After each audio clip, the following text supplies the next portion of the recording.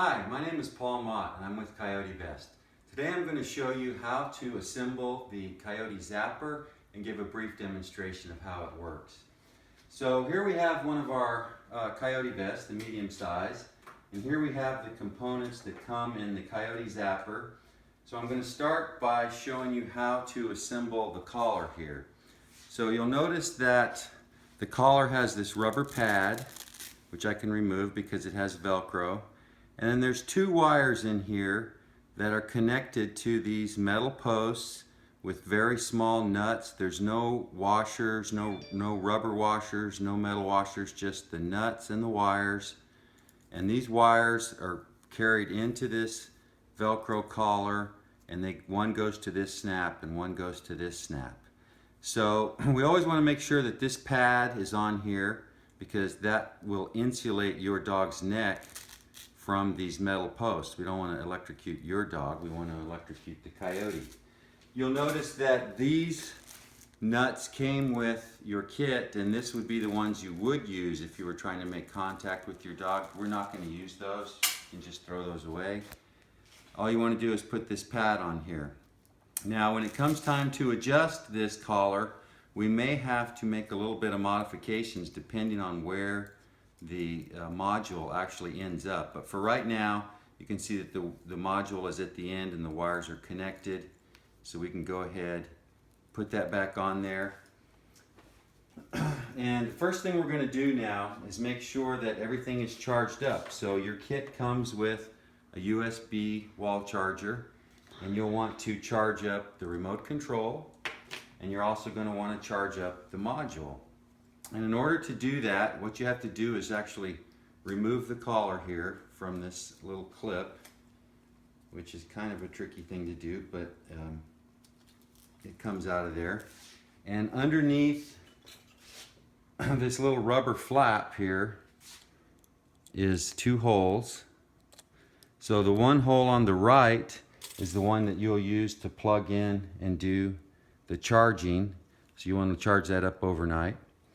The one on the left is what we're going to do to pair this with our remote control. So one of these remote controls can work with up to 2 modules.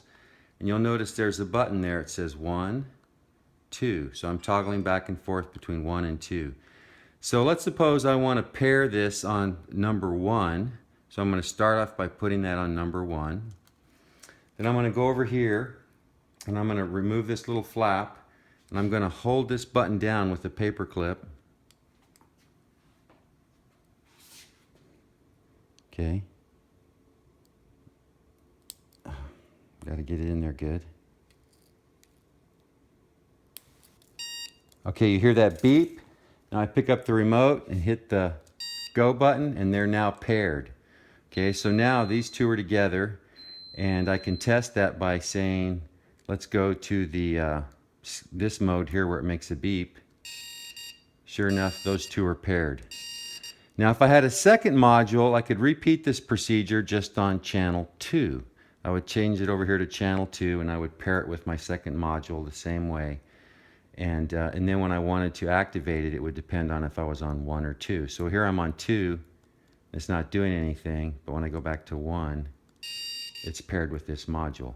So that's the beeping action. Of course, we normally want to have the mode set to the little lightning bolt, the shocking action, okay? So that would send out the voltage. And then level 1 here is great for testing, or if you just want to not be too harmful. But of course it goes up to 99, or you can just roll it back down here to 100, 99, 98. So when I'm out on the trail and I want to really make sure my dog's protected, I'm keeping it up here, 99, 100, as high as it'll go. If I'm just goofing around testing it, I'm going to leave it on level 1 so it's not that painful. Okay, so we have this paired now. We have these wires connected. That voltage is going through here. It's going to these little metal snaps right here. So all we have to do now is put our Coyote Zapper strips on here. And basically we want to start at the top, and we want to take this rivet and put it right in the middle of the collar area, Velcro. And then you can just lay the straps down the rest of the way here. And we'll do the same thing again here where we're going to put this first rivet on the middle of the collar Velcro. Okay. And now we can take this collar and put it onto the vest. But before I do that, I want to make sure that you'll notice that there's a blinking red light. Whenever the collar is charged and it's being moved, it has a motion detector in there, there'll be a flashing red light. That means it's ready to go. You want to be able to see that red light. So when I go to put this on the collar, I'm going to want to make sure that it's at the front of my dog so that I can always visually look at my dog and see that it's working. So I've got that set the right way. Now I just want to start off by making sure that I get these clips in there good. They really have to snap in there proper. Here it snapped. Now we can go ahead and tack the rest of it down with our Velcro straps here. Okay. And now then, this is ready to go onto my dog anytime by just snapping it right here. Okay. Oops, I forgot to put this back in here to cover that up and hold on to it, so I have to give it a little bit of a bend and tuck it up in there. There we go. Okay. Okay. So the strap, I was just trying to get the strap through the side clip there because I had taken it off to when I was pairing it. Okay. So this is ready to go. Now we can actually test it and make sure that it's working by just putting our fingers here on a couple of these spikes. Put it on a low power setting like 1. I'm on channel 1. Yes, I feel the voltage. Okay. You definitely want to be able to feel the voltage. Let me check it out. Oh, God.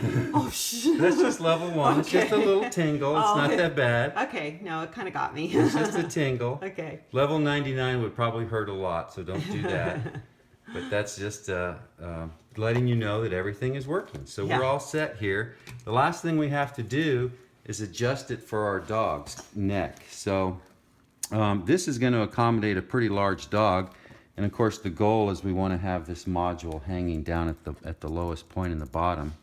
So if you have a dog with a smaller neck, what we're probably going to have to do is get this to slide up here a little bit more. Okay, and it'll go a certain amount, and you can actually get the Velcro to go up in there if you give it a good tug. But at some point the little electrical wire is just going to get too tight. So when that happens, what I'm going to do is grab a little pair of scissors here, and I'm going to do this very carefully because I don't want to cut those wires, but I do want to give myself a little bit of room to work with here. Okay, so I've split that a little bit, and I can now take these wires. Now, what were you splitting there? I'm splitting the Velcro. Okay. Not the collar, just the Velcro. Mm-hmm. And that lets me pull the wires through a little bit, and that lets me slide this a little bit further. Okay, and now I'm getting the collar a little bit tighter, and I'm taking these extra wires and pushing them out of the way. You're just slipping them in there on the side, huh? Yeah, just trying to get them out of the way. And I don't want anything kind of hanging out that could get hooked or snagged, so I'm making sure everything's tucked in there nicely. Now I can go ahead and tighten this side up a little bit.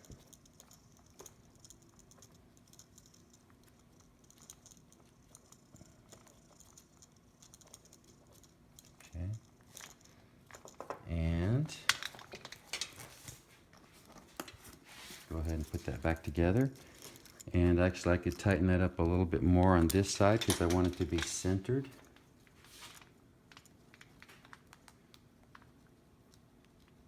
The thing is, the first time it's going to take you maybe about 10 minutes to get the collar situated, but once you have it set up. Once you have it set right for your dog, and you go try this on your dog now and make sure it's comfortable, and if I need to go a little tighter, I can keep sliding. And if I need to get slack on my wires, I can nip it a little bit so the wires can come out. But eventually I'll get it to in the center, tight as it needs to be. And then to go on and off of your dog, it's just this one clip. You always want to make sure that you haven't somehow or another unsnapped these two things, because they have to be connected at all times for it to work. You want to make sure your red light's flashing, and every once in a while turn it down to level 1 and test it and make sure that it's working. And then I would say the most important thing too is that you become very familiar with how these buttons work on your remote control. So again, you have your channel 1 or your channel 2. For most people who just have 1, you'll always want to leave that on 1 probably. If you have 2 dogs though, you need to know which dog is 1 and which dog is 2. Memorize that, because you got to switch back and forth quickly. Okay, so the mode here is going between the light, the sound, the vibration, or the shock. So for the Coyote Zapper, we always want to have it in the shock position. If it's not in the shock position, it won't work. So you got to make sure you see the little lightning bolt. And then you just have to remember that in the heat of the moment, when something very bad is happening, you need to be able to grab this and hit that button, the go button, right away. Knowing that you've got the power set to where you want it ahead of time. You've got the lightning bolt, you're on channel 1. This is in your pocket. If something bad happens, right away, you click that right away, and you put that voltage into the zapper strips. So that's basically the setup and operation of the Coyote Zapper. We've tried to make it as simple as possible and make sure that everything is safe for your dog, so your dog doesn't feel anything. The only person or dog who's going to feel anything is the one who's touching both of these strips when you push that button. So thanks for watching, and I hope this video helps you, and we appreciate all your support. Thank you very much. Bye-bye.